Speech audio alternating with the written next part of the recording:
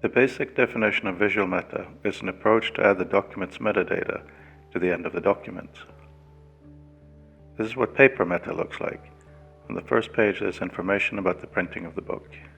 As an aside, this is the metadata for PDF which has been downloaded from a major academic institution.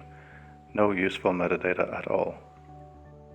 So back to the metadata in the book. It's on the first page, and visual meta is on the last page.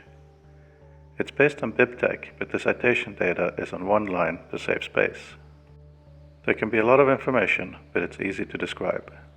It starts with the human-readable information as to what this visual meta thing is. Then there's the name of the software which generated the document and its version number, as well as the version number of visual meta being used. By the way, in this presentation I use white to show what the explanatory text is and orange to refer to the data. This is the BibTeX reciting the document as above. The document name is of course not the same as the title and can potentially be used for addressing. Formatting information is included so that the reader software can reformat if necessary, perhaps putting the document into a different academic citation style. It can also define how citations are used so they can be usefully extracted for analysis. The system can include a glossary. Variables for any special features in the document can be listed here, including support for graph notes. It's written to be self-explanatory. A more inclusive definition then becomes: visual meta is an approach to add the document's metadata, including how to cite the document, how it's formatted, and what it contains, to the end of the document. Benefits include advanced interactions while reading, not just authoring, including things like copying as a citation, as I will show you later. It is presentation neutral, meaning you can export in one academic style and read in another. And it allows servers to see inside the document for large-scale analysis and searches. It is legacy safe, because for normal PDF readers it is just text. And it is robust. It can be printed out, scanned, and when you OCR it, you have lost nothing.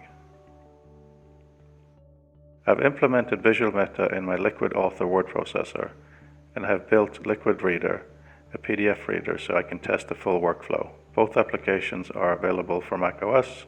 In the App Store, you can try them yourself if you like. I will do a walkthrough of copy and paste a citation.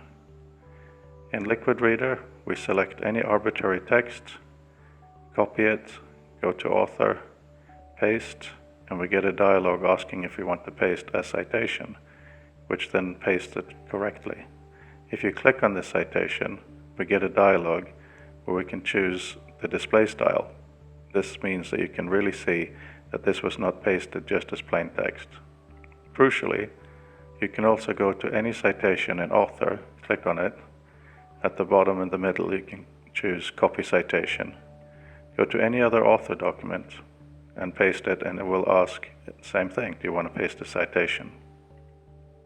What we saw was a copy and paste from one application to another, and then inside the same application as an active citation.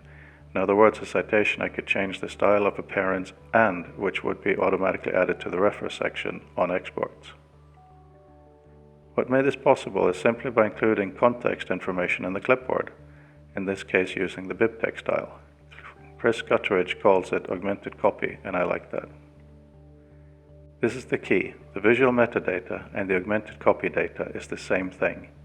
BibTeX is one industry standard way of sharing information, and it's useful because we can copy BibTeX from external sources. It's like BibTeX becomes a little pod. Crucially, this allows us to move information around as interactable data and store it in plain text at the end of the document.